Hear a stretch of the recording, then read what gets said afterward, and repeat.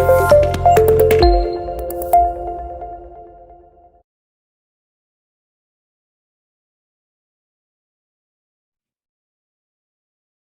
Chapter का सबसे important question, सबसे ज्यादा इंपॉर्टेंट, सबसे ज्यादा चांसेस इसके आने के होते हैं, प्रोसेस ऑफ मनी क्रिएशन और क्रेडिट क्रिएशन।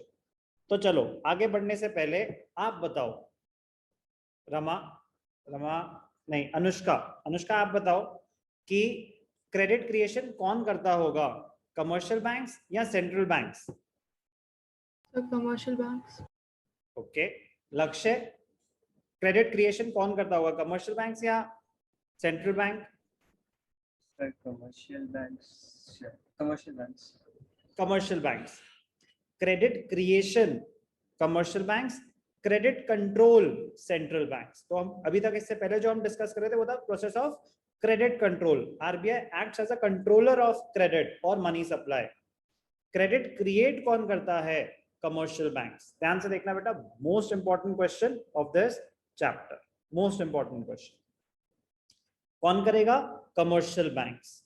कैसे करेगा वो प्रोसेस हम सीखेंगे कि जो हम पैसे बैंक में डाल रहे हैं कैसे उससे bank n number of times money create कर पाता है। The process of money creation और credit creation, it is one of the most important activities of commercial banks. तो पहली लाइन में उन्होंने क्लियर कर दिया कि क्रेडिट क्रिएशन कौन कर रहा है, commercial banks. Through the process of money creation, commercial banks are able to create credit, which is in far excess of the initial or primary deposits. Commercial banks, they are able to create credit, which is far in excess of initial or primary deposit. आपने initially deposit करे 1 लाख रुपए, commercial banks उससे कहीं ज्यादा money create कर पाएगा। This process is called credit creation और money creation. ध्यान से देखना, the process can be better understood by making 2 assumptions। assumptions क्या है, number 1, the entire commercial banking system is 1 unit and it is termed as banks. ये assumption क्यों ली गई, the entire banking system is 1 unit, इसका मतलब जो भी फंड्स हैं वो सेंट्रलाइज्ड है, कंट्रोल्ड है, पैसा घूम फिर के एक ही जगह आ रहा है। Number 1 assumption, the entire banking system is 1 unit and it is termed as banks. Number 2, all the receipts and payments, all transactions in the economy are routed through banks. All payments are made through checks and all receipts are deposited in the banks. All the transactions are routed through banks. मतलब मुझे किसी को payment करनी है तो cash transaction नहीं, मेरे को चेक काटना पड़ेगा, आपके पास चेक आएगा तो आपको बैंक में चेक डिपॉजिट करना पड़ेगा, आपके पास कोई भी ऑप्शन नहीं है। All the transactions are routed through banks. दो ही assumption है, number 1, the entire banking system is 1 unit referred as banks. Second assumption, all the transactions are routed through banks. All payments are made through checks and all receipts are deposited in the banks. Assumptions, the deposits held by the banks are used for giving loans. जो हमने bank में पैसा डाला, bank उसका क्या करेगा, वो आगे लोन देगा, वो आगे लोन देगा। आपने बैंक में, हेमंग आपने बैंक में 50,000 रुपीज डाले, तो क्या बैंक पूरा का पूरा आगे 50,000 का लोन दे सकता है? No sir. क्या करेगा बैंक, क्यों नहीं दे सकता? सर ताकि अगर कोई विड्रॉ कर ले तो उसके पास होना चाहिए। गुड, कह रहे अलाउड ही नहीं है उनको। तो आरबीआई ने क्या बना रखे हैं, legal reserve requirements, LRR, yes और नो?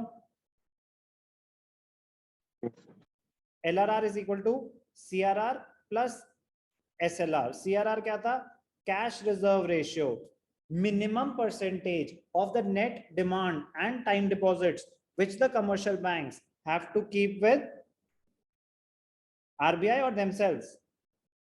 RBI. Good. CRR होता है RBI के पास और SLR होता है minimum percentage of net time and demand deposits which the commercial banks have to keep with themselves. ध्यान से देखना, CRR, SLR.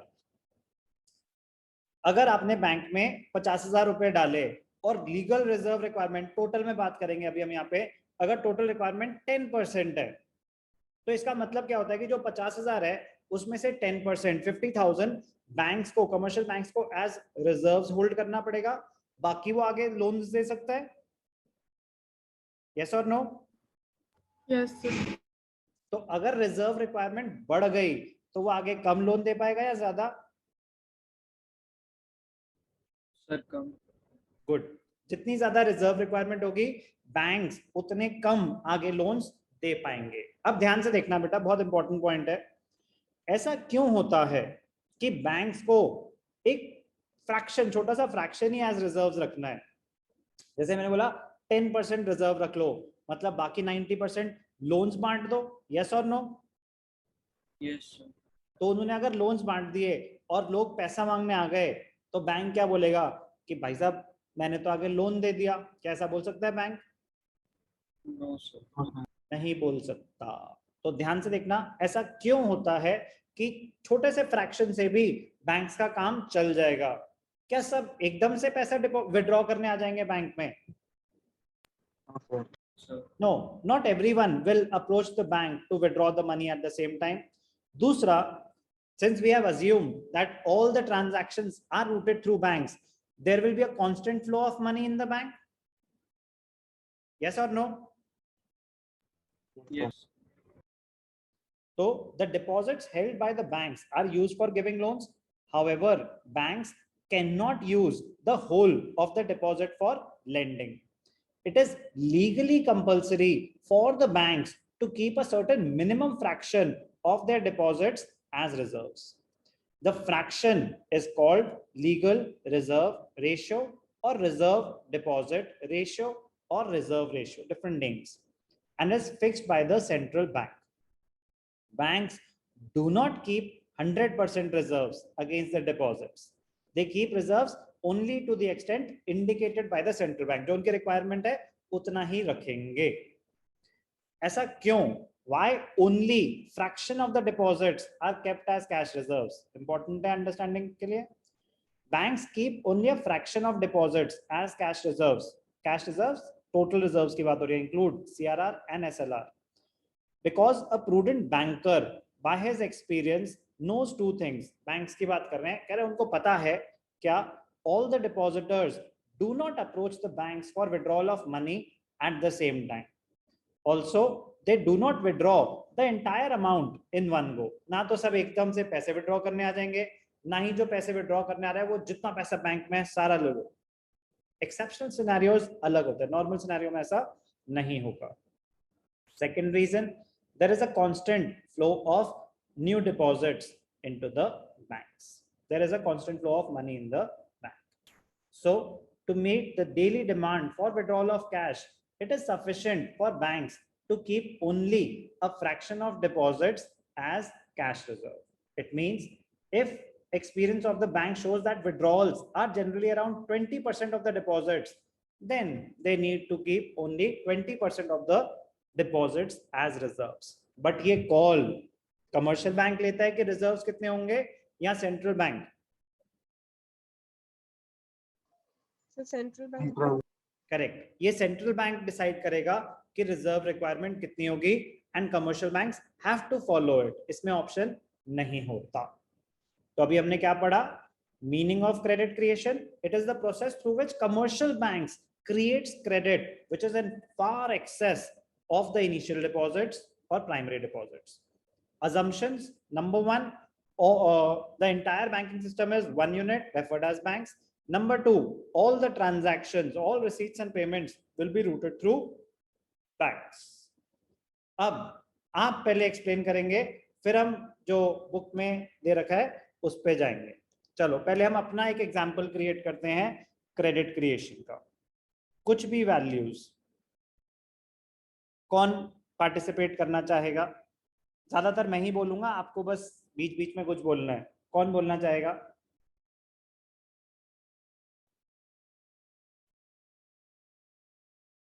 चलो मैं डिसाइड कर लेता हूँ, तुम आपस में लड़ो मत, मुझे पता है सबका मन कर रहा है। हर्षिता, आवाज आ रही है बेटा?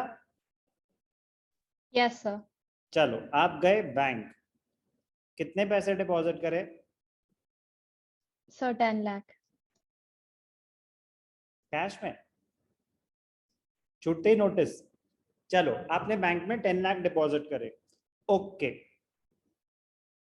कुछ भी इमेजिनरी, लीगल रिजर्व रिक्वायरमेंट्स कितनी चल रही है इकोनॉमी में? इमेजिनरी 20%. 20%। तो चलो ध्यान से देखना, प्रोसेस ऑफ क्रेडिट क्रिएशन कैसे चलता होगा। अभी हम इमेजिनरी वैल्यूज ले रहे हैं। टोटल डिपॉजिट्स,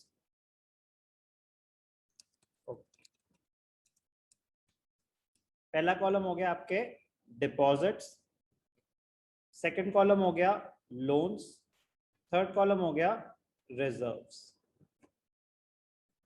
हर्षिता गई बैंक में, ये हमारा कोई और दोस्त गया होता तो 10-20 हजार रुपए डिपॉजिट करता, बट हर्षिता तो हर्षिता है, तो हर्षिता ने डिपॉजिट करे 10 लाख रुपए। Very good. तो अगर आपने 10 लाख डिपॉजिट करे बैंक में, तो बैंक इन 10 लाख रुपीस का क्या करेगा हर्षिता? Sir, 20% reserve में जाएगा and 80% loans. Very good. तो रिजर्व्स 20% है, लोन्स हम कितने दे सकते हैं? 80%। तो पहले तो आप 2 लाख का रिजर्व्स क्रिएट कर लोगे बैंक वाले, फिर वो बाकी 8 लाख किसी को लोन दे सकते हैं, यस और नो? Yes, sir. लोन लिया शब्द, शब्द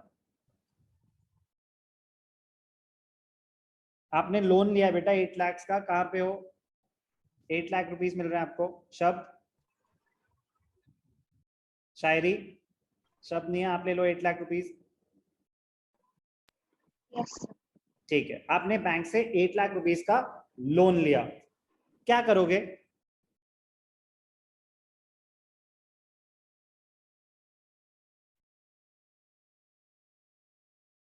बैंक से 8 लाख रुपीस क्यों लिए शायरी?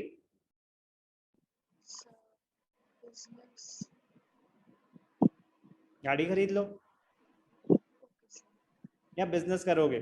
क्या करोगे? कुछ भी करोगे। गाड़ी खरीदी आपने, चलो पेमेंट कैश में करोगे या चेक के थ्रू होगी? अब दो चीजें हो सकती हैं, या तो पैसे आपके बैंक में आएंगे उसके बाद आप खर्चा करोगे, या आपने डायरेक्टली पेमेंट कर दी। इन एनी केस ये 8 लाख रुपीस घूम फिर के हर्षिता वापस बैंक के पास आएंगे। शायरी ने 8 लाख का लोन लिया, कहीं भी बैंक में आपके अकाउंट में ट्रांसफर करेगा या डायरेक्टली किसी को पेमेंट कर देगा, यही दो चीजें हो सकती हैं। Yes, sir. आपने डायरेक्टली किसी को पेमेंट कर दी, हमने अजम्पशन लिया है all the transactions are routed through banks, तो जिसको भी पेमेंट हुई है वो क्या करेगा? बैंक में डिपॉजिट करेगा। Yes, sir. तो बैंक के पास खुद ही क्रिएट करके 8 लाख रुपीस और आ गए, यस और नो? Yes, sir. ये हो गया round 1 of credit creation. 10 lakh रुपए आपने डिपॉजिट करे थे, उससे वो 8 लाख और क्रेडिट क्रिएट कर पाए। Yes, sir. अब बैंक के पास एक और बंदे का डिपॉजिट आया 8 लाख का, अब नई कहानी शुरू हो जाएगी कि 8 लाख का 20% बैंक को अपने पास रिजर्व रखना पड़ेगा, यस और नो? Yes, sir. और आगे वो 6,40,000 का लोन दे पाएंगे, यस और नो? Yes, sir. लक्ष्य, Yes, sir. आपने बैंक से 6,40,000 का लोन लिया, क्यों लिया बेटा? Sir, ट्यूशन सेंटर के लिए। ट्यूशन सेंटर खोलोगे, कंपटीशन दोगे मुझे? कंपटीशन तो नहीं सर, ऐसे ही खोल दिया था। अच्छा, मतलब बिजनेस सेम बट कंपटीशन नहीं सर, प्यार। मजा आया आपको देख के, मैं भी यही करना चाहूंगा। अच्छा है, जो भी है, कहीं इन्वेस्ट करोगे, किसी को पेमेंट करोगे, एसेट्स एक्वायर करने में, फर्नीचर कुछ भी सेटअप में खर्चा होगा। Yes sir. जिसको भी पेमेंट करोगे वो उन पैसों का क्या करेगा? सर आगे डिपॉजिट कर दें। उसके पास ऑप्शन नहीं है ना, आपने बैंक से पेमेंट करी है, चेक से पेमेंट करी है, तो उसको बैंक में ही डिपॉजिट करने पड़ेंगे। तो पैसे घूम फिर के फिर से बैंक के पास 6,40,000 और आ जाएंगे। यस और नो? Yes sir. बैंक्स क्या करेंगे? 20% क्रेडिट क्रिएट करेंगे। 20% कितना हो जाएगा? 1,28,000, 128, ठीक है। और कितने बच गए? 5,12,000 के फर्दर लोन्स दे पाएंगे 630, 640। यस और नो? Yes sir. कह रहे ये सिलसिला कब तक चलता रहेगा? ध्यान से देखना, ये अभी तक क्लियर है सबको क्या हो रहा है? Yes, sir. ये प्रोसेस ऑफ क्रेडिट क्रिएशन कब तक चलता रहेगा? The process comes to an end when the total reserves become equal to initial deposits. The process of credit creation comes to an end when the total of the reserves becomes equal to initial deposits. तो ये value और ये value, ये जो initial deposits, ये value और ये value same होगी, तो process will come to an end. Okay, अब रिजर्व्स 20% है। यस और नो?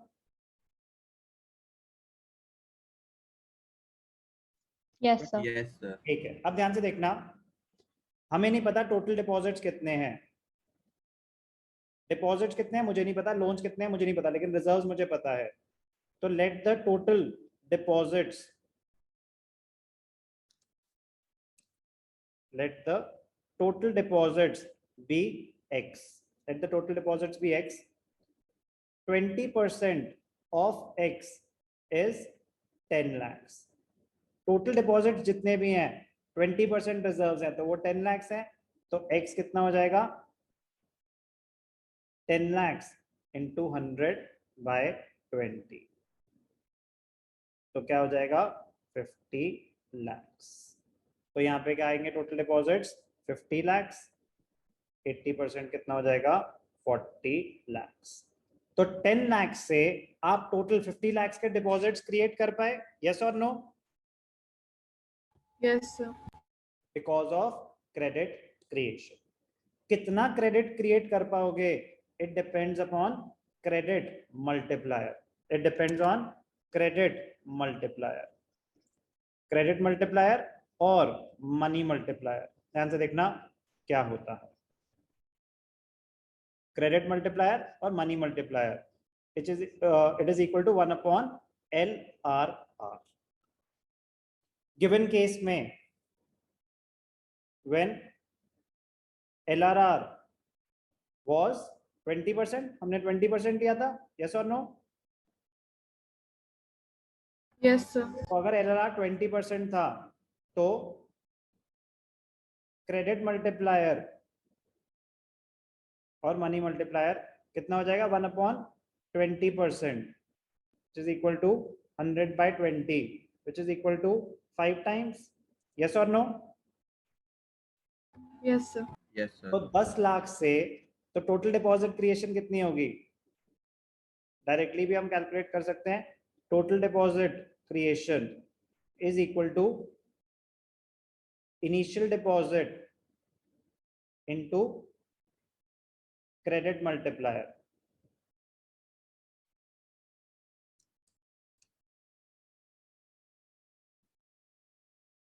इनिशियल डिपॉजिट कितना था?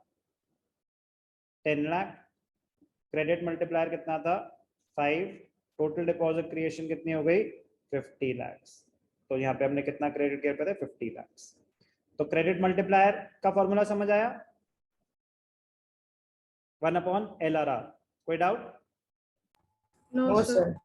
चलो एक और एग्जांपल, इफ LRR इज 10%, तो क्रेडिट मल्टीप्लायर कितना होगा?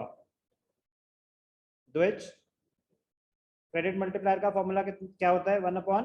Sir, 1/LRR. तो इस केस में LRR कितना है? 10%, तो 1/10/100, तो which is Sir, equal to 10 times.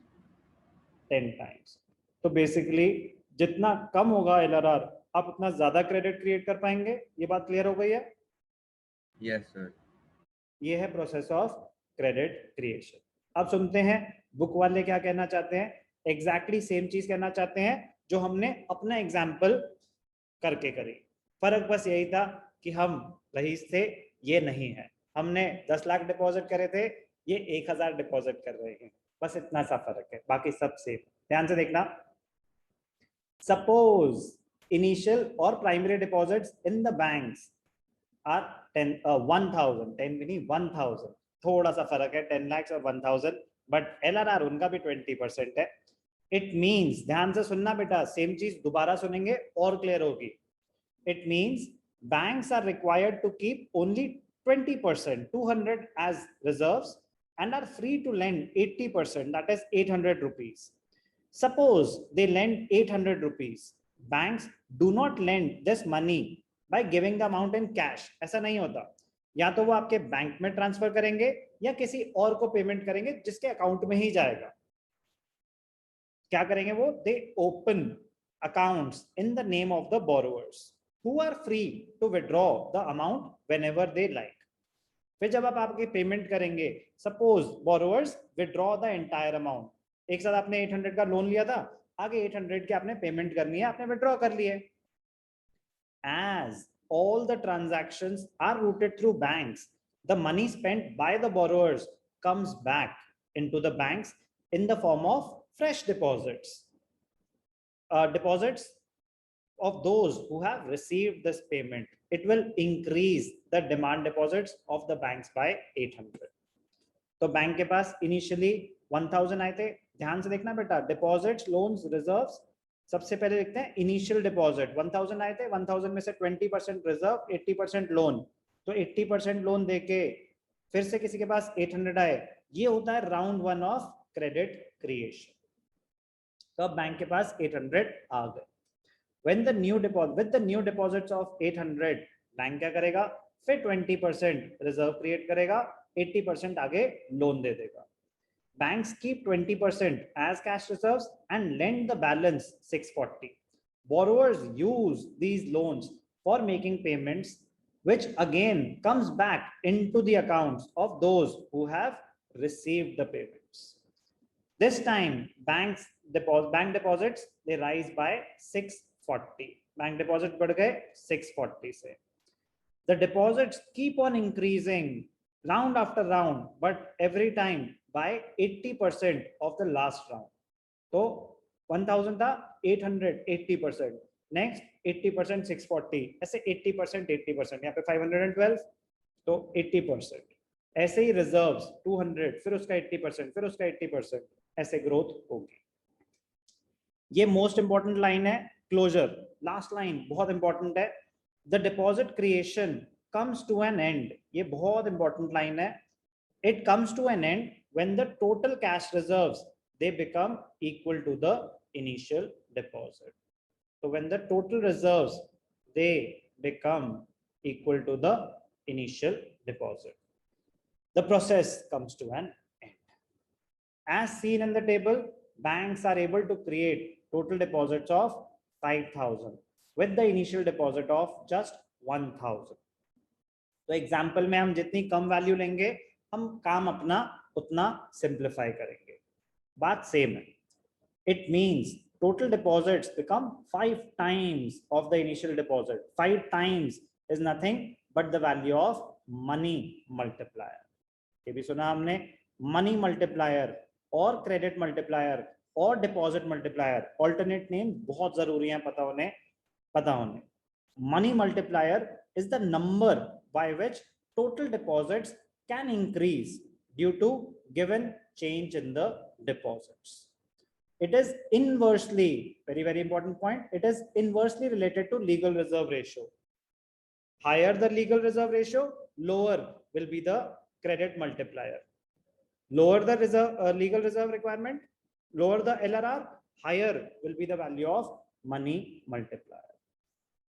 So in the given example, if LRR was 20%, money multiplier is 5. ये सब मैंने आपको बता ही दिया। एक और example, calculate total deposit created if the initial deposits are 1000 crores, LRR is 12.5%. तो 12.5%, 1 upon 12.5, तो 1 upon 12.5 डेसिमल्स अगर हटा देंगे तो 0.125, सेम है। फॉर्मूला क्या होता है? Initial deposit into money multiplier. तो मनी मल्टीप्लायर इस केस में क्या आया था 8 टाइम्स। तो अगर लीगल रिजर्व रिक्वायरमेंट कम करी तो आपकी क्रेडिट क्रिएशन कैपेसिटी बढ़ जाएगी या कम हो जाएगी? अगर एलआरआर कम हुआ, क्रेडिट क्रिएशन कैपेसिटी बढ़ जाएगी या कम हो जाएगी? बढ़ जाएगी सर। बढ़ जाएगी। तो पहले जहां 5000 करोड़ क्रिएट कर पाए थे, अब आप 8000 करोड़ क्रिएट कर पा रहे। ये था प्रोसेस ऑफ क्रेडिट क्रिएशन। ध्यान से देखना, समराइज करूंगा। मोस्ट इंपॉर्टेंट क्वेश्चन है बेटा, 6 मार्क्स में बहुत बार आया हुआ है, 6 मार्क्स में। तो अगर क्वेश्चन आएगा तो ध्यान से देखना बेटा। For examination purpose, how to write the answer. सबसे पहले मीनिंग ऑफ क्रेडिट क्रिएशन, सबसे पहले मीनिंग ऑफ क्रेडिट क्रिएशन। तो वो था, it is the process through which commercial banks create credit far in excess of the initial deposits। ये था ना, commercial banks are able to create credit which is far in excess of the initial deposit। तो ये हो गया meaning of credit creation. तो सबसे पहले तो आ जाएगा आपका मीनिंग। सेकंड स्टेप आएगा अजम्पशंस। तो दोनों के दोनों अजम्पशंस आएंगे। थर्ड, एलआरआर 2-3 लाइंस, सिर्फ 2-3 लाइंस। मतलब उसमें आपको बताना होगा एलआरआर क्या होता है and why the banks are required to keep only a fraction। just write 2-3 lines, just write 2-3 lines। Fourth, यहां पे आएगा आपका शेड्यूल, फिर एक्सप्लेनेशन ऑफ द शेड्यूल, और एंड क्लोजर बहुत इंपॉर्टेंट है कि the process comes to an end, बहुत इंपॉर्टेंट है। एंड मनी मल्टीप्लायर के बारे में भी एक लाइन, just the formula. Money multiplier, credit multiplier एक ही बात है। 6 मार्क्स हैं और ये सारी बातें आएंगी, ऑप्शन नहीं है। दिस पॉइंट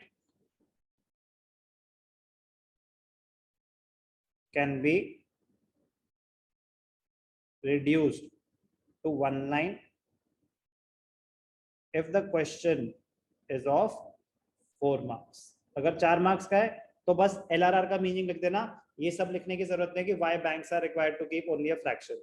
उसको भी ज्यादा एलैबोरेट वैसे भी नहीं करना, बट 6 मार्क्स आएगा तो एक लाइन और लिख देना, the banks are required to keep only a fraction because not everyone will come to withdraw their money at the same time and there is a constant flow of money. उसको 1-2 लाइनों में ही आप explain कर देंगे, उसके लिए आपको सब पॉइंट्स बनाने की जरूरत नहीं है। But credit creation as it is, assumptions as it is, schedule as it is, explanation as it is, but अपने वर्ड्स में। मनी मल्टीप्लायर का तो फॉर्मूला ही है।